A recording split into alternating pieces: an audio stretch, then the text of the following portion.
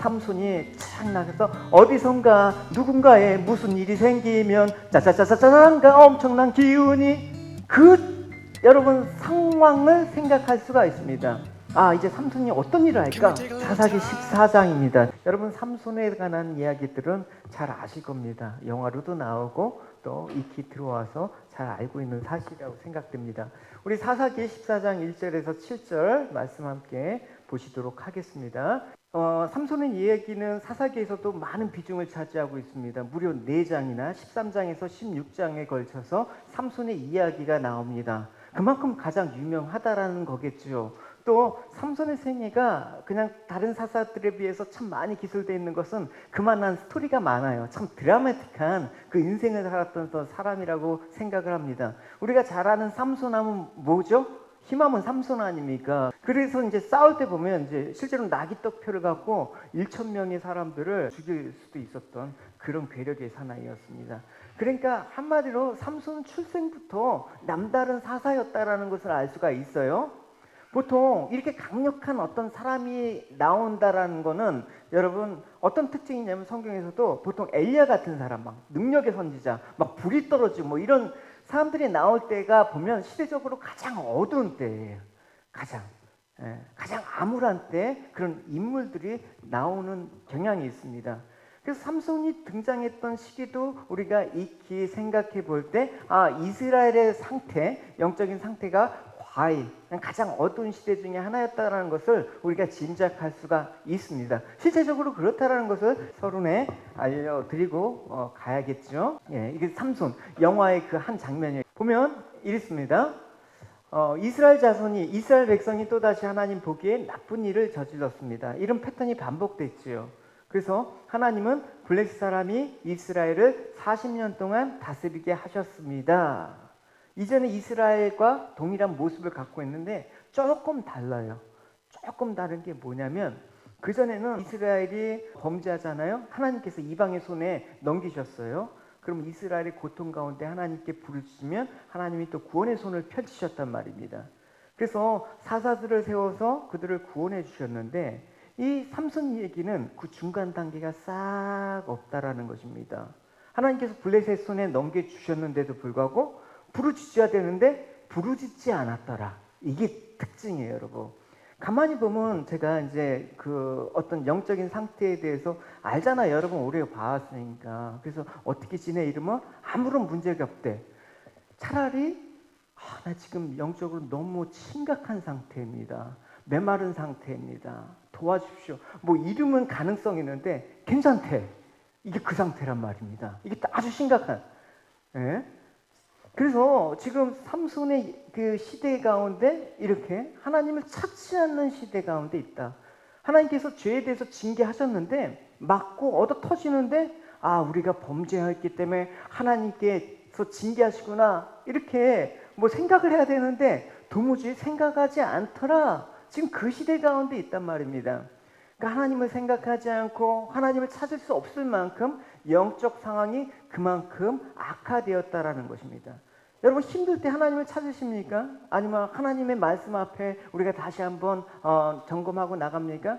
영적으로 여러분 상태가 안 좋으면 하나님을 아예 찾지가 않는 그런 오늘날 그럴 겁니다. 하나님 안 찾아도 너무나 우리는 별 불평이 없이 살고 있는 시대 가운데 있어요. 뭐 먹을 거 없으면 뭐 장만할 수 있고 뭐 어쨌든 아프면 어떻게 할 수 있고 굳이 하나님을 안 찾아도 되는 시대에 살고 있는 이런 상황 가운데 여러분들은 어떻게 지내고 계십니까? 더 나아가서 그 이방의 압박을 받는 것에 이제 길들여져요. 뭐 그냥 이렇게 살아도 괜찮겠다. 그러니까 굳이 뭐 우리가 독립할 필요성을 못 느끼겠다. 그래서 이제 삼손이 등장했는데도 별로 감흥이 없는 거야. 뭐 그냥 뭐 걸출한 인물 하나가 태어났나? 하나님이 그 사람을 통해서 삼손을 통해서 이제 블레셋 사람들을 이제 죽이는 장면이 벌어집니다. 근데 어떻게 이스라엘 백성들이 반응하나? 여러분 보십시오. 그러자 유다 사람 3,000명이 에단 바위에 있는 동굴로 가서 삼손에게 말했습니다. 당신은 블레셋 사람들이 우리를 다스리고 있다라는 것을 모르고 어찌하여 우리에게 화를 미치게 하였소? 삼손이 대답했습니다. 나는 블레셋 사람들이 나에게 한 일을 블레셋 사람에게 갚아준 것뿐이요. 삼손이 이스라엘을 위해서 블레셋과 싸우면 유다 사람들은 어떻게 표현해야지 마땅한 자세예요? 삼손에게 감사합니다. 우리가 힘이 없는데 당신이 싸워주시니 우리가 힘을 얻습니다. 뭐 이렇게 표현을 해야 되는데 지금 뭐가 뭐냐면 지금 블레셋 사람들이 우리를 지배하고 있는데 왜 쓸데없이 그들의 심기를 건드려서 화를 만드느냐. 지금 그 얘기를 하는 것입니다. 이들이 얼마나 영적으로 어두운 상태인지 충분히 알 수가 있어요. 그러니까 이방의 압제하에 비참한 노예 생활을 하는데 애굽에 있었던 이스라엘 백성처럼 뭐 몸은 좀 힘들지만 그래서 이 정도면 먹고 사는데 지장 없어. 뭐 이 정도면 그냥 살만해. 그러니까 굳이 이 삶들에 대해서 벗어나려고 하지 않단 말입니다. 그래서 구원의 필요성을 못 느끼는 거죠. 그러니까 최악의 상황에 지금 이스라엘은 빠져 있다라는 것을 알 수가 있어요. 근데 그러면 어떡합니까? 하나님의 입장에서는 그래 너가 내가 필요 없다고? 그냥 네 아들로서 해서 알아서 살아라. 네 인생 너 인생이니까 뭐 이렇게 하실 법한데 하나님께서 그럼에도 불구하고 이들을 불쌍히 여기사 이스라엘에 한 사람을 보냅니다. 그 사람이 바로 삼손이죠. 그러니까 이스라엘이 언약에 신실하지 못하였음에도 불구하고 이스라엘이 하나님을 잊어버렸음에도 불구하고 이스라엘이 하나님이 또 필요 없음을 굳이 필요하지 않아도 살 수 있다라는 그런 아주 오만방자한 태도에도 불구하고 하나님은 저들을 버리시지 않았다. 할렐루야. 하나님 일방적으로 주권적인 섭리로 내가 너를 구원하기로 내가 약속을 줬기 때문에 하나님이 직접 그들이 찾아가셨다. 이건 엄청난 일이란 말입니다. 그래서 이제 삼손이 나오기까지의 과정 이제 오늘 13장에 이렇게 표현하고 있습니다. 소라성에 마노아라는 사람이 있었습니다. 마노아는 단지파 사람이었습니다.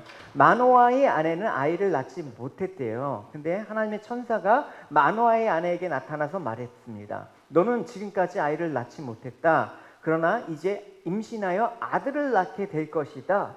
한 불임 여성 마노아의 아내로 소개되고 있습니다. 이름은 나오지 않았어요. 하나님의 천사가 나타나서 이제 그가 아들을 낳을 것인데 이 아들이 나시린이 되어서 블레셋에서부터 구원의 일을 하게 될 것이다 라고 얘기를 했습니다. 여러분 이 패턴은 이전에 사사를 세운 것과는 조금 다른 모양입니다. 이전에는 이미 있던 사람을 하나님께서 세우셨거든요. 하나님께서 부르셔서 사사로서 권능을 주셔서 그들을 통해서 이스라엘 구원하셨는데 이번 건은 전혀 다른 상황, 아무것도 없는 상황에서 한 인물, 하나님께서 주권적인 섭리 가운데 친히 한 아기를 보내셔서 이스라엘을 구원케 하시는 것입니다. 흡사 예수 그리스도를 이 땅에 보내셔서 우리를 구원하신 일과 흡사합니다. 여기까지는 진도를 안 나가고 할게요. 그래서 그 아기가 태어날 때부터 하나님께 택함을 받은 사사였다. 하나님께 바치운 나시린이었다라고 얘기하고 있습니다. 그래서 이 천사가 얘기를 하는 거예요. 너는 이제 임신하여 아들을 낳게 될 것인데 아들을 낳으면 그의 머리를 깎지 마라. 그는 태어나서부터 하나님께 바쳐진 나시린이 될 것이다. 그는 이스라엘 사람의 손에서 이스라엘을 구원하는 일을 시작할 것이다. 삼손이 태어나서부터 뭐로 했다? 나시린. 나시린이라는 그 히브리어는 구별된 자예요. 그러니까 나시린이 되면 그 민수기 6장에 나오거든요. 스크립은 살펴보지 않겠지만 6장의 그 규정에 의하면 이런 거예요. 나시린 세 가지 하면 안 돼요. 첫 번째 뭐냐면 포도와 관련된 건 절대 입에 대지도 않고 가까이 가서도 안 돼. 그러니까 포도로 파생된 포도 열매도 있고 뭐 씨도 있고 또 포도주 뭐 이런 거 절대 먹으면 안 돼. 왜냐하면 이스라엘 그 당시에는 포도는 세상의 풍요와 번영을 상징하는 거였거든요. 그래서 세상의 기쁨을 상징하는 거예요. 그래서 나시린은 하나님께 바쳐진 자였기 때문에 하나님을 기쁘게 하기 위해서 자신의 기쁨을 위해서 세상에서 영합해서 살지 않겠다. 그런 표시로 포도와 관련된 모든 것을 금한다. 이런 서원을 했습니다. 두 번째 하지 말아야 될 게 뭐냐면 시체를 만지지 말아야 돼요. 왜냐면 죄의 삭은 사망이니까 시체는 곧 죄의 결과라고 봤어요. 그러니까 시체는 하나님 떠난 죄인의 비참한 사유를 상징하는 것이기 때문에 하나님께 온전히 바쳐질 나시린은 시체와 가까이서는 안 돼. 그러면 죄와 부정에서 자신의 몸을 더럽히게 되니까 나시린은 금했단 말입니다. 세 번째 뭐냐면 머리에 삭도, 머리를 깎지 말아라 얘기했습니다. 수염도 기르라 이렇게 얘기하고 있습니다. 긴 머리는 뭐 여러 가지 이 부분에서는 설이 있는데 한 가지 설은 이렇게 복중과 관련돼 있는 거예요. 그래서 나시린에게 이 머리를 기르라고 한 것은 너 위에 왕이 있다, 대장이 있다. 그러니까 너는 누구의 권세 밑에 있는 자인지 그걸 나타내기 위해서 항상 머리를 길고 다녔습니다. 어쨌든 이제 이 사건이 있고 나서 마노아의 아내는 여호와의 사자가 약속한 대로 아들을 낳았습니다. 그리고 그 이름을 삼손이라고 불렀습니다. 삼손이라는 의미는 태양이라는 의미예요. 마치 어두운 암흑 가운데 빛의 역할을 하는 사람으로 부름을 받았다라는 것이죠. 태양은 구원, 자유를 뜻하는 거예요. 반대로 이방의 압제와 학대와 고통은 어둠으로 표현되고 있습니다. 그러니까 태양이 뜰 때 어둠이 물러나는 거잖아요. 그러니까 태양은 또 힘과 능력을 상징하는 거예요. 그래서 이름이 삼손이라고 하는 거예요. 시편에서는 이렇게 해에 대해서 표현하고 있어요. 그래서 해는 마치 신방에서 나오는 신랑 같고 씩씩하게 달리는 용사와도 같습니다. 해가 하늘 이 끝에서 나와 저 끝으로 돌아갑니다. 그 뜨거운 열기로부터 숨을 자가 없습니다. 라고 얘기했습니다. 그러니까 블레셋의 그 비참한 노예 생활을 하는 가운데 이제 어둠 가운데 있는 그들에게 하나님께서 빛으로 오셨다. 그 빛을 가지고 구원을 하실 그 하나님의 일을 할 자가 바로 삼손이다. 그래서 하나님의 보내심을 입은 용맹한 용사란 뜻이에요. 그래서 삼손 자체하면 힘 이런 걸 상징하는 거예요. 그래서 이제 삼손을 통해서 하나님께서 이스라엘을 구원하시기 위해서 이제 하나님께서 이제 삼손에게 가십니다. 어떻게 하냐면 삼손이 소라와 에스다올 성 사이에 있는 마하네딘에 있을 때 여호와 영이 성령께서 그의 안에서 일하기 시작했습니다. 이제 삼손의 드디어 삼손다운 어떤 역할이 펼쳐지는 것이죠. 그래서 여러분 지금까지 여러분 설명해드린 내용에서 우리는 기대를 하게 되는 거예요. 마치 영화의 장면에서 서론에서 이 삼손에 대한 너무나 놀라운 그 일들이 펼쳐진단 말입니다. 어느 사사에게도 보지 못했던 징조, 어느 사사에게도 보지 못했던 그 사건들, 또 그 이름과 같이 태양이 솟아오르듯이 암흑시대로 환히 밝혀진 그 역할을 우리는 삼손을 통해서 기대한단 말입니다. 더군다나 삼손은 하나님께서 나면서부터 나실인이라는 구별된 자로 하나님께서 세우셨단 말입니다. 여러분 얼마나 여러분 기대가 됩니까? 이쯤 되면 삼손이 착 나가서 어디선가 누군가에 무슨 일이 생기면 짜자자자자가 엄청난 기운이 삼손이 착 나가서 어디선가 누군가에 무슨 일이 생기면 짜자자자자가 엄청난 기운이 여러분 상황을 생각할 수가 있습니다. 이제 삼손이 어떤 일을 할까? 그래서 우리 흥분된 마음으로 이제 13장의 이 삼손의 스토리를 보면서 14장의 예상을 하는 거예요. 이미 성경을 읽어보신 여러분들은 뭐 알고 있겠지만 이제 삼손이 하나님이 성령이 일하기 시작했으니까 이제 어떤 모습인가? 라고 했는데 실망이야. 보시면 삼손이 딥나에 내려가서 거기서 블레셋 사람들을 때려 부셨다 이래야 되는데 그 사람들 중에 딸 중에 한 여자를 봤는데 올라가서 부모에게 말했는데 내가 블레셋 사람 딸 중에 아주 이쁜 아가씨를 봤어요. 나 저 아가씨랑 결혼할래요. 이러고 있는 거야 여러분. 이 장면이 생각하면 여러분 13장에서 14장을 넘어오는 이 부분이 아주 기가 막힌 거예요. 내가 너를 어떻게 키웠는데 갑자기 왜 이런 얘기를 하는 거냐. 미래의 그 용감한 그 블레셋 서부는 용감한 용사의 모습은 어디 가고 멜로드라마가 펼쳐지는 거냐. 그 삼손은 하나님의 뜻과 섭리보다는 여자에 더 관심이 많았다. 실망스럽죠. 예? 더군다나 뭐 요즘 뭐 국제 결혼하는 게 뭐 험이 되겠습니까? 근데 그 당시 이스라엘 당시는 엄격히 금했을 뿐만 아니라 더군다나 40년 동안 블레셋 그 이스라엘 원수의 그런 그 나라에서 있는 사람이에요. 그러니까 부모에게 돌아와서 부모한테 막 삼손이 결혼 시켜달라고 막 득달을 하는 거예요. 부모가 안 된다고 하니까 무슨 변명을 합니까? 부모님 뜻에 순종해서 제가 적겠습니다. 뭐 이러면 좀 그래도 그래 용서가 돼. 근데 그렇지가 않단 말입니다. 자녀들 뭐 이상한 뭐 남자 이상한 그 여자 데려와고 나 이 사람하고 결혼해 안 돼 그러면 순종하세요? 안 되는 거야. 보면 그런 거예요. 그의 부모가 그에게 이르되 내 형제들의 딸 중에나 내 백성 중에 어찌 여자가 없어서 할례 받지 않은 블레셋 사람에게 가서 아내를 맞으려 하냐. 삼손이 그의 아버지에게 이르되 내가 그 여자 좋아한다니까 나를 위해서 데려와 아빠 이런 거예요. 내가 좋다는데 왜 그래? 그러니까 삼손은 내가 좋으면 됐지 이스라엘이든 아니든 뭐 어때? 내가 그 여자를 좋아하니 이게 중요하단 말입니다. 이게 원어로 직역하면 영어로 나왔는데 she is right in my eyes. 내 눈에 보기 옳다. 그 말이란 말입니다. 다른 사람은 어떻게 보더라도 내가 옳다면 온 거야. 이게 여러분 사사기 시대 대표적인 말로 쓰였다라는 거 여러분 우리가 들으신 적이 있죠. 사사기 때의 특징을 뭐라고 했습니까? 그때 이스라엘에 왕이 없으므로 사람마다 자기의 소견에 옳은 대로 행하였더라. 이게 삼손이 한 말이랑 똑같단 말입니다. 그러니까 이 당시 영적인 상황이 이렇다라는 것입니다. 이 사사기를 기록한 이 저자의 의도가 뭡니까? 이스라엘의 타락상이 삼손에게 대표적으로 나타나는 거예요. 삼손 한 사람의 이런 영적, 그러니까 그 나라 지도자의 영적 상태를 보면 그 나라 상태를 아는 거야. 한 교회 목사의 영적 상태를 보면 그 교회에서 영적 상태를 아는 거야. 그런 거예요. 그러니까 지금 삼손에게는 나시린으로서의 소명이나 뭐 이스라엘을 구원한 사사로는 하나님 주신 소명이나 사명 이런 거 소용없어. 다 무시.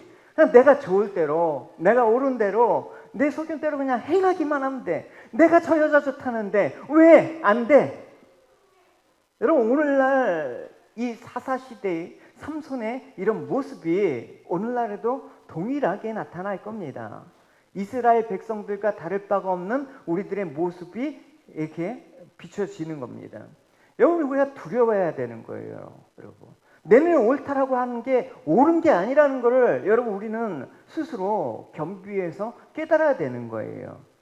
이것이 이스라엘 사사시대의 가슴 아픈 현실이었으며 동시에 삼손이 몰락하게 만드는 결정적인 이유가 된 겁니다. 하나님이 보시기가 좋았더라가 아니라 내가 보기에 좋았더라 그러면 끝이야. 세상을 보는 시선이 달라져야 되는 것입니다.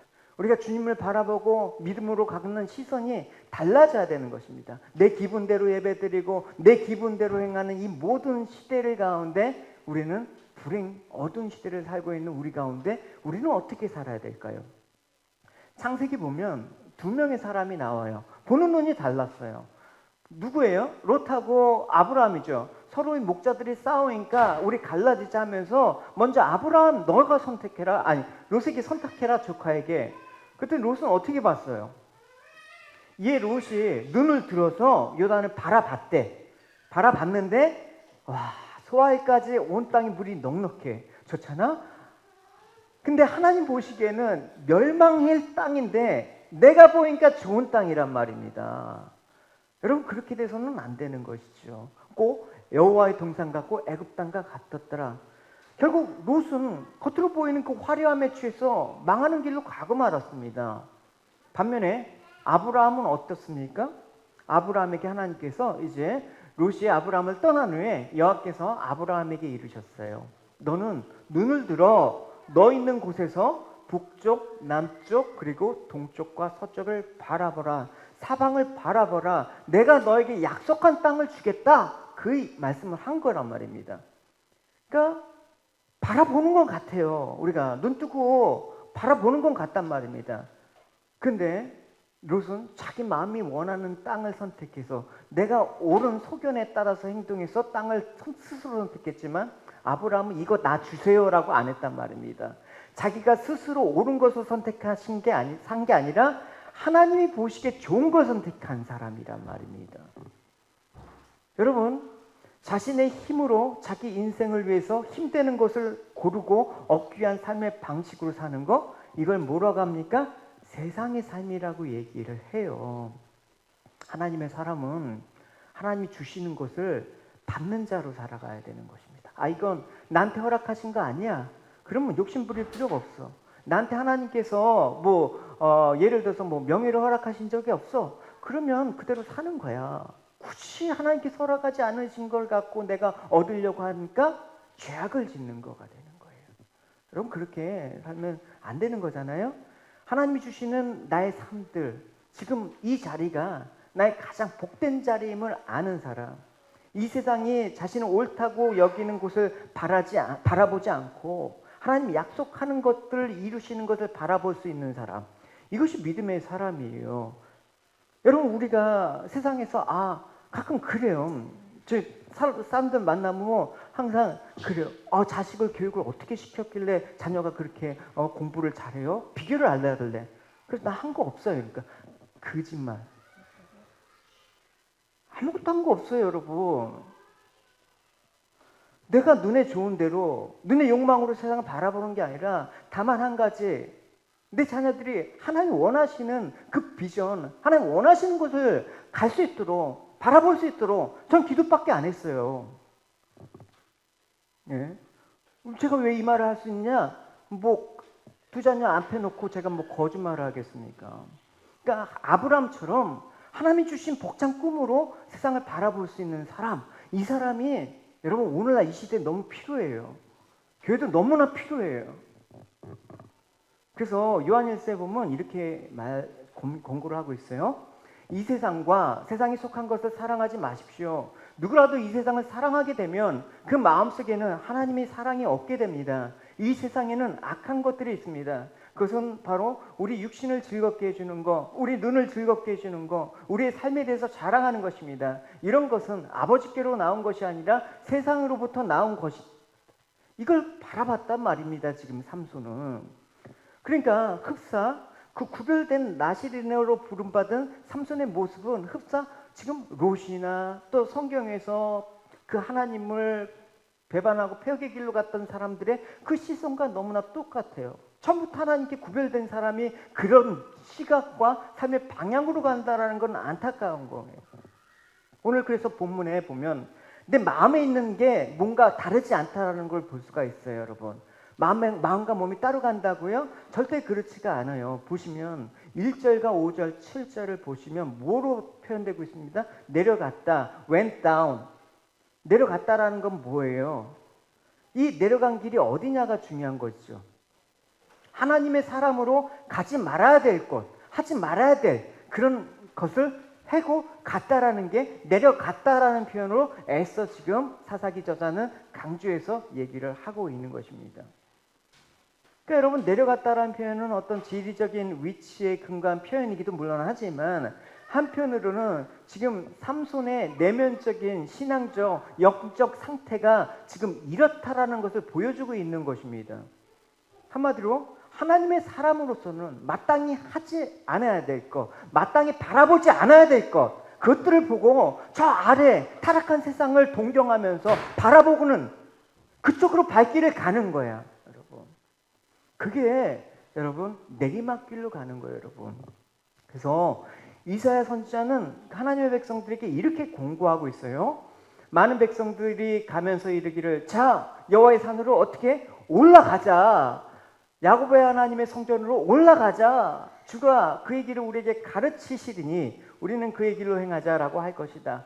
여호와의 가르침은 시온에서 나오며 주의 말씀이 예루살렘에서 나온다. 여러분, 우리가 하나님께 자꾸만 가야죠. 위에 계신 하나님을 바라보면서 저 높이 계신 하나님의 영광을 위해서 가야 되는데 자꾸만 낮고 낮은, 그게 겸손인가요? 그건 타락이죠. 그래서 우리가 신앙의 길을 걸어감에 있어서 항상 오르막길로 가야 되는데 항상 내리막길로 간다라는 거, 물론 항상 오르막길로 올라간다라는 건 쉬운 일이 아니에요. 하나님의 은혜로 말미암아 구원을 얻음으로 하나님을 바라본다고 할지라도 우리 악한 습성들 올라오잖아요, 여러분.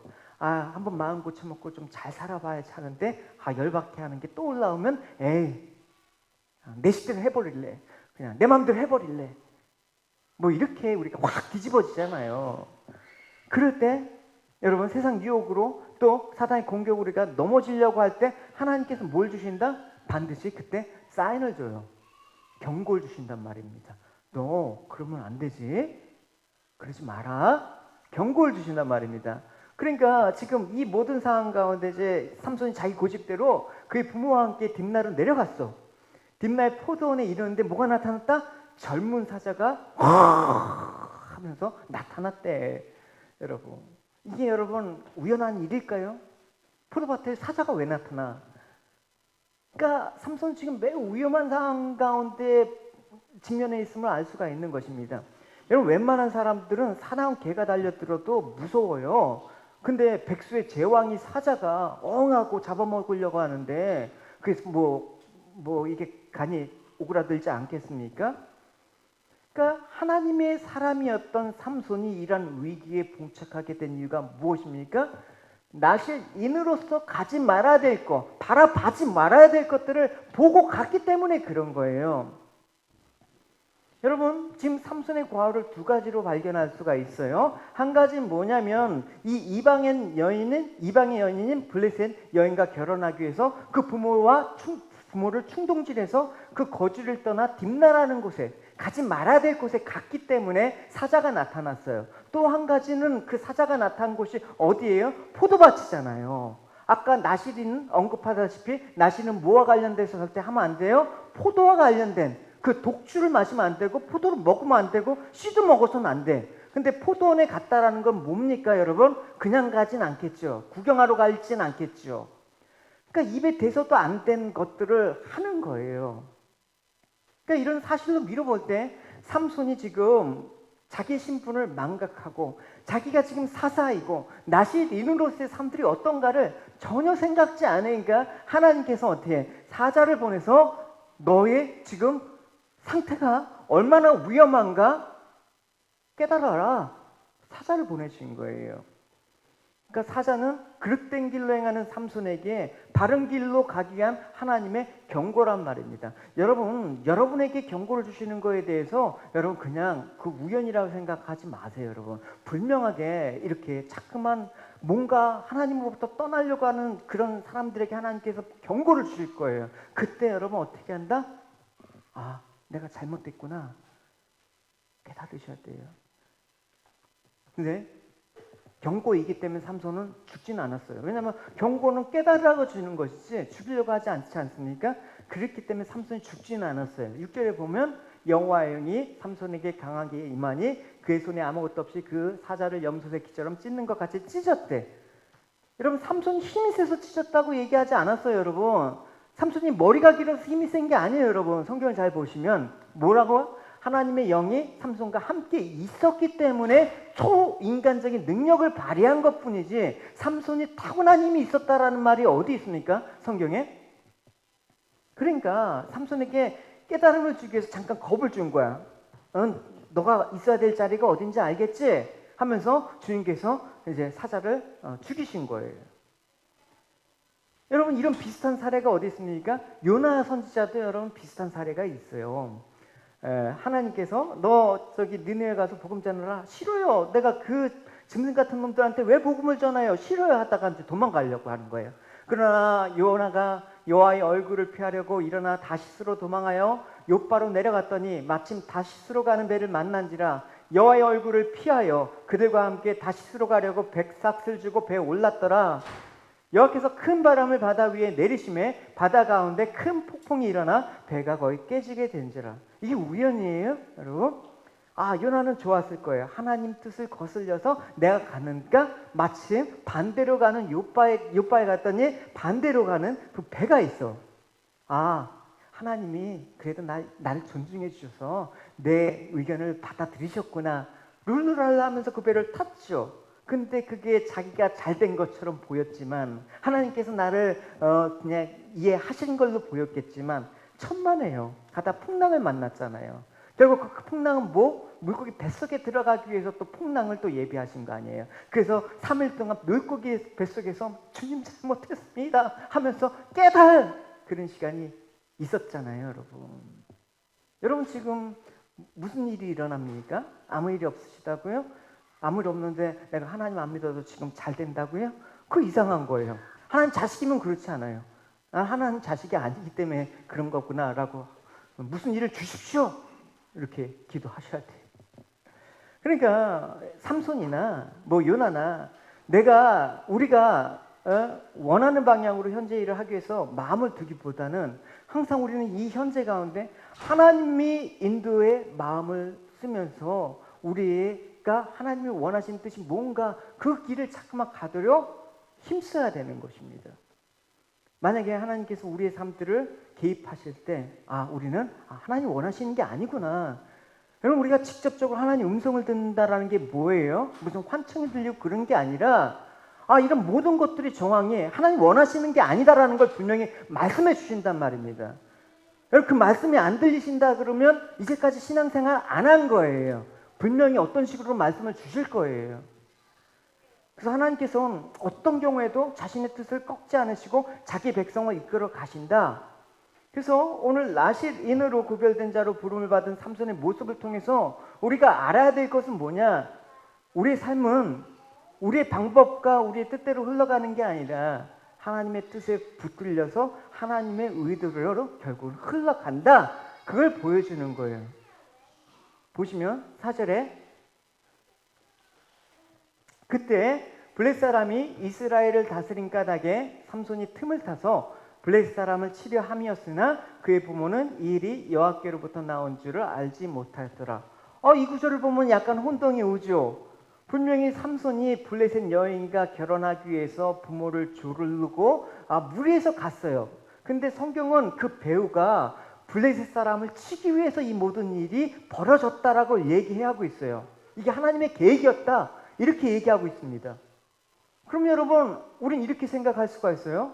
그럼 결론적으로 삼손이 이방 여인과 가까이 하기 위해서 결혼하게 된 것은 블레셋 사람을 치기 위한 결과이니까 삼손은 잘못한 게 없네. 이렇게 돼버립니다 말입니다. 그래서 하나님은 이스라엘 백성에게 이방의 사람과 결혼해서는 안 된다고, 절대적으로 안 된다고 신명기에 말씀을 하고 있어요. 하나님 말씀하신 것과 지금 상황은 어떻게 된 건지 한번 보십시오. 신명기에 또 그들과 혼인하지도 말고 내 딸을 그들의 아들에게도 주지 말 것이며 그들의 딸도 내 며느리로 삼지 말 것은 그가 내 아들을 유혹하여 그가 여호와를 떠나고 다른 신들을 섬기게 함으로 여호와께서 너희에게 진노하사 갑자기 너희를 멸하실 것이다. 그러니까 절대 이방 사람과 결혼하면 안 돼.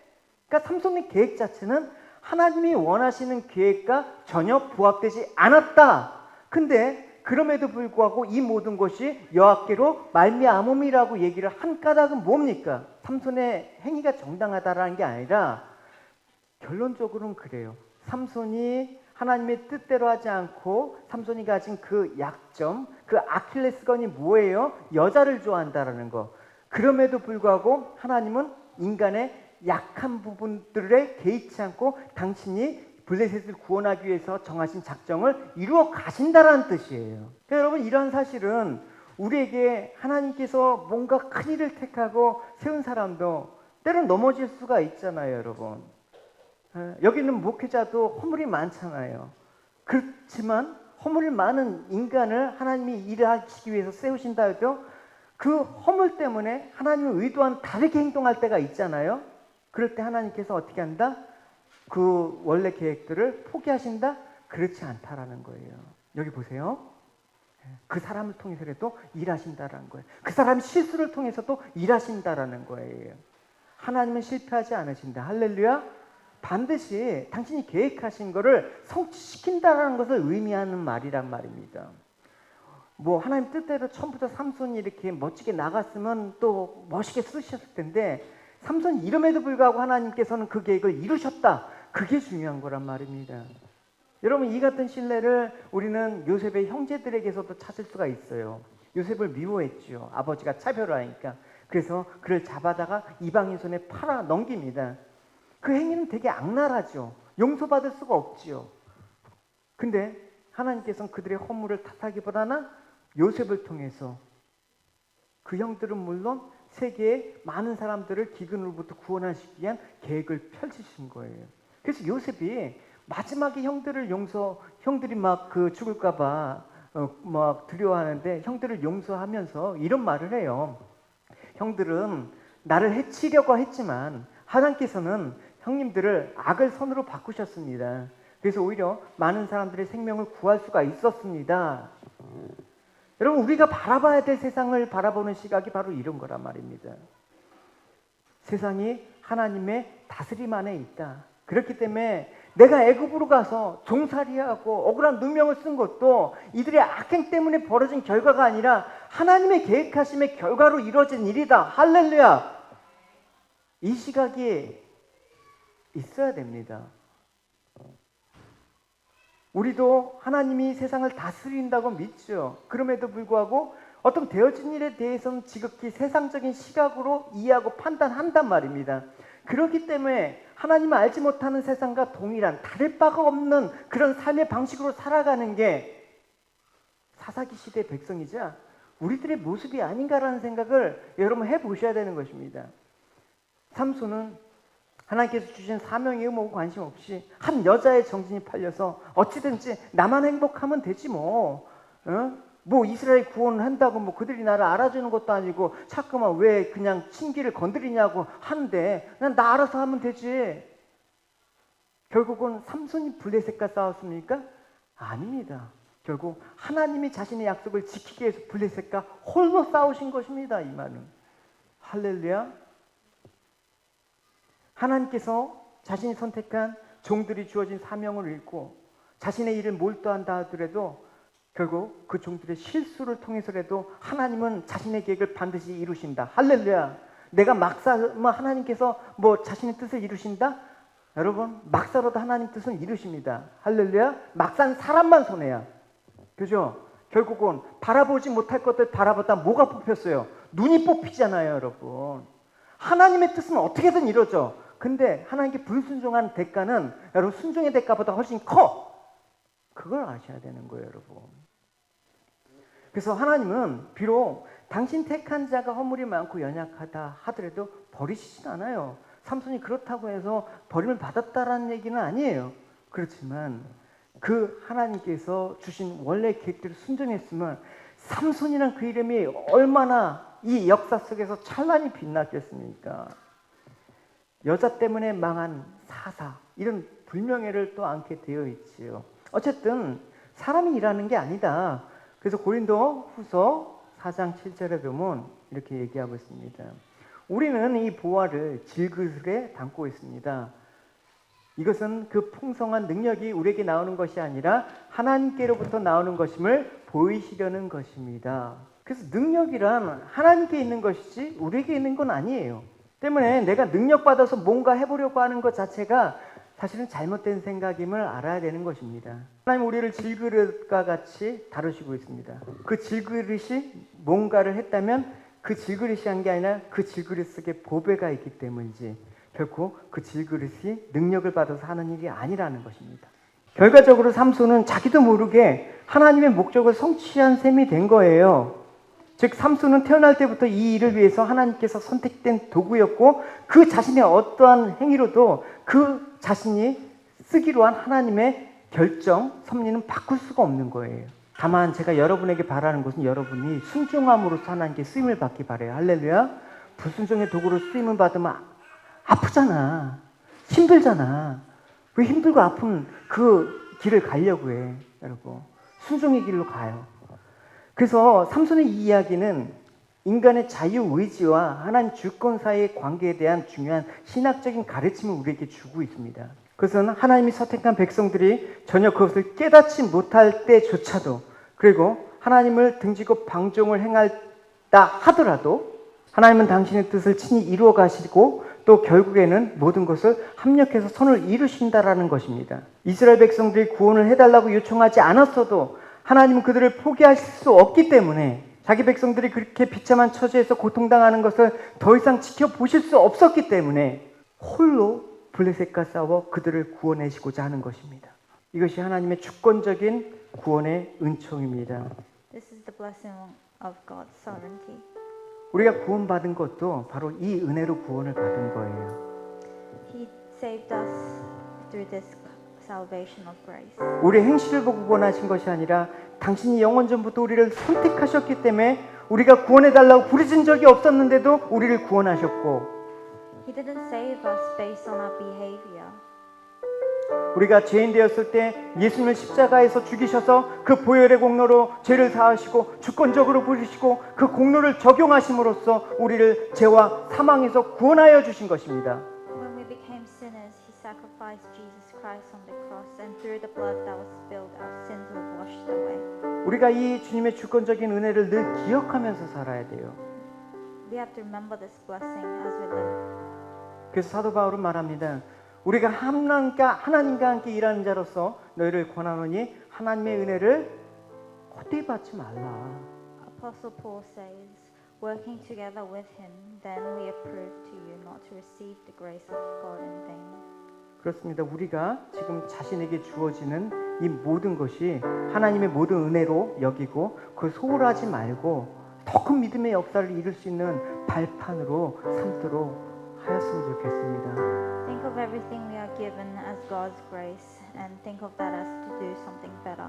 잊지 말아야 될 것은 내가 주님을 붙잡고 있는 것이 아니라 주님이 오늘도 나를 붙잡고 계신다라는 사실을 겸손히 의지하면서 살아야 된다라는 것입니다. What's important to remember is that we are not clinging on to grace, rather 여러분 God is 이 clinging 은혜를 on to us. 여러분 이 은혜를 깊이 알고 이 은혜를 믿고 의지하며 사시는 저와 여러분이 되시기를 주님의 이름으로 축원합니다.